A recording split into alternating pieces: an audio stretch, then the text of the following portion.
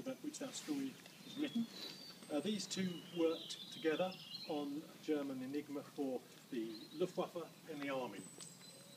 Alan Turing's hut, which is through that gap there, is the one behind, and that was Hut 8, and that worked in conjunction with Hut 4, which is the cafe.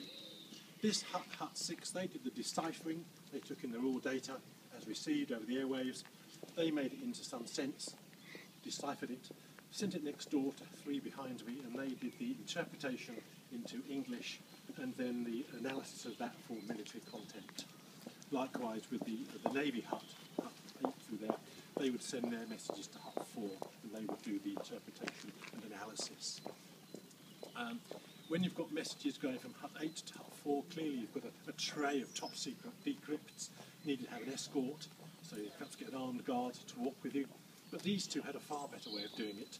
Between these two huts, 6 and 3, there was a wooden tunnel built in that gap. And when the tray of decrypts was ready to go from one to t'other, they would rap on the side of the wall with a broom handle, ooh, technology, a little door either end of this little tunnel would open, and they'd pull through on a bit of string a tray with all the decrypts in it. And when they emptied it, just draw it back again. So that's your information transfer technology in 1945 style. It's not there now, but you can see where they cut through the planking. You can see what a sorry state these two are in, but we do have a lot of money now. We've managed to get plenty of lottery grant, and if you come back in a year's time, you'll be able to walk through these two huts and see what it's like, or would have been like to be a code breaker. They're going to re-establish the 8-foot-high blast walls around them all. There's none of the blast wall left at all there. There's a bit of on that hut, there's a bit of blast wall left there, and there's a fag end of one left here, but not much.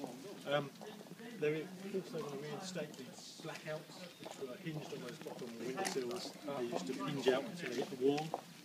But you can imagine, most people smoked in those days, and the men smoked pipes. And in the middle of winter, of course, they would warm themselves with those horrible cast iron coke stoves. It's horrible. But come back in a year's time when you'll be able to walk through there and see what it's like. Now, when we stood in front of the mansion, circus, when we stood in front of the mansion, there was a whacking great big stone I pointed out to you. That's because Churchill loved codes. He knew the value. And the people here knew that he knew the value.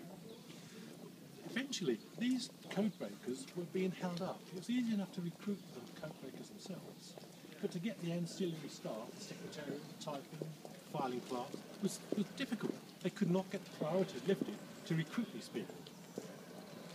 So these chaps were doing it themselves. The code breakers were doing it themselves. So 4 of the leading code breakers of the day, that's Alan Turing, Gordon Welshman, Hugh Alexander and Stuart Milner Barrow, they decided they needed some help. Rather than go to the boss of the place, because if you talk to your boss, nothing happens, does it? So they wrote directly to the Prime Minister, Mr. Churchill. So they put this letter together, and you may have seen it in facsimile in books. Just read it last night. Did you? Oh, yes. Wonderful! It's lovely when someone knows a story. To paraphrase what they said, it was, "Dear Prime Minister, we know that you know what we're doing. We can't get the help we need. Can you help? We recognise we're just a small cog in a big war machine." Anyway, Churchill realised, of course, what they were saying, and he wrote to his then army liaison man, and you'll know from your history books that was General Ismay, another little letter on a piece of A5, just one paragraph. It was headed "Secret," in a locked box. I love the "in a locked box" bit. It just said, "General Ismay, make sure they get all they need on the maximum priority and report back to me that it has been done." And he put a whacking great sticker across the top of it, "Action of this day." So there was no doubting exactly what Churchill meant. And of course it happened. They were able to readjust the priorities and they were able to recruit the people they needed. So that was a rather nice story.